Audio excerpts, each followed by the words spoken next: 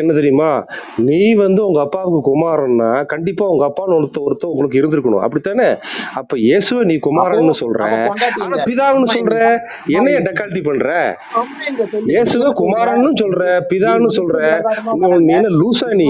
குமாரனுக்கு அப்பா இருக்கும்னா, அப்ப அம்மா யாரு காட்டு எனக்கு. அம்மா யாரு காட்டு. நீங்க அதான்ப்பா. தான் காட்டணும். இல்ல நீங்க காட்டு. தான் நீதான் காட்டணும். இல்லன்னு காட்டணும். சொல்றேன். நீதானே பிதா கேட்கற. இயேசுவ பிதான்றீங்க. நீதானே கேட்கற. இயேசுவ பிதாவுக்கு பிதான்னு பொண்டாட்டி சொல்ற. யாரு? நீ அப்ப இப்ப ஹோலி பிதாவுக்கு பொண்டாட்டி கோஸ்ட யாரு? நீங்க தான் மாத்துன்னு சொல்லணும். உனக்கு சொல்ற. புரிஞ்ச மாதிரிதான் நீ புரிஞ்சுப்ப அப்படின்னா, அப்ப எங்க அம்மாவை அட காட்டு. சாணி உன் மண்டையா, இங்க பாட்டு பாரு ஹோலி நீ தான் சொன்ன.